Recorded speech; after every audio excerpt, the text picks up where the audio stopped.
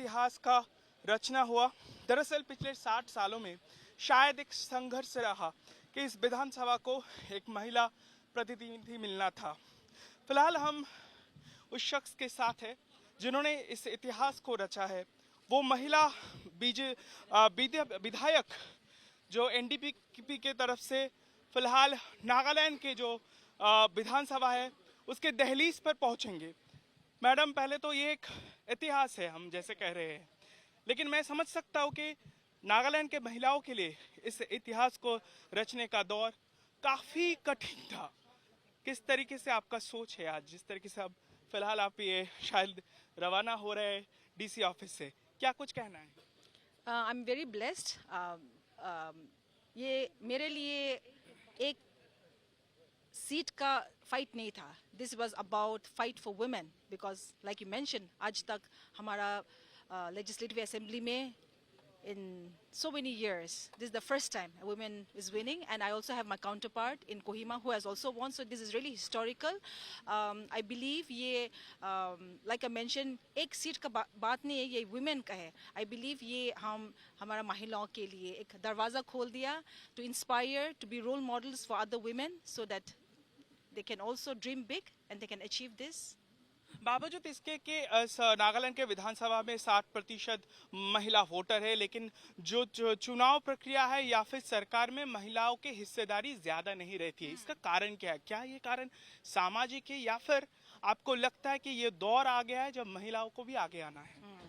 सी, हमारा नागालैंड है, हमारा Nagas, we are indigenous community, और indigenous community anywhere in the world उसका बहुत पेट्रियार्कल होता है, माइंडसेट होता है। पिछले अर्बन बॉडीज में भी बहुत हंगामा हुआ था 33% रिजर्वेशन के लिए, और हुआ था, and people were not ready to accept, but today it is proven that our people are ready to accept women in the policy making body. क्या लगता है, जरा हमारे दर्शकों को समझाइए, और पूरे देश भी जानना चाहता है, जैसे आप उनके प्रतिनिधित्व करते हुए सिर्फ आपके अपने कॉन्स्टिट्यूएंसी की शायद बात आप नहीं रखेंगे, उस विधानसभा के दहलीज जब आप पहुंचेंगे, क्या कुछ महिलाओं के बात है वो अपना रखना चाहेंगे? पहला ठोस कदम महिलाओं के पक्ष में क्या रहेगा आपका? We will see.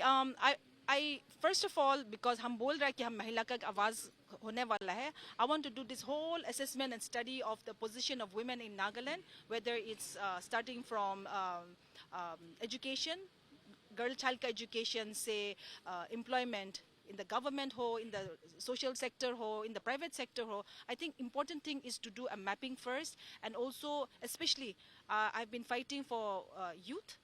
युवा के लिए हम अब तक काम करके आ चुका है, तो it's important that we also do an aspiration mapping of young women, so will see, it will start from there. I need to do a thorough research and a study of the position of women in Nagaland first. NDPP की इस भारी जीत में आपका ये शरीक, ये भागीदारी बहुत अहम होगा। हम जहाँ पर पहुँचे, महिलाओं ने कहा दे वांट वुमेन्स एम्पावरमेंट, तो इन सब दोनों सवाल अगर आपसे पूछना चाहूँगा कि एनडीपीपी की इस जीत में आपका भागीदारी और महिला एम्पावरमेंट।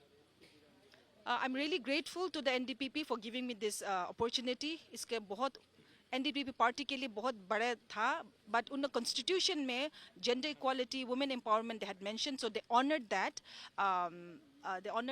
And pressure भी था, क्योंकि you know, fighting for women also pressure था, but I'm happy that we have come out successful, and we will live up to the expectation of the NDPP party and make sure through our win we'll be able to really work on women empowerment.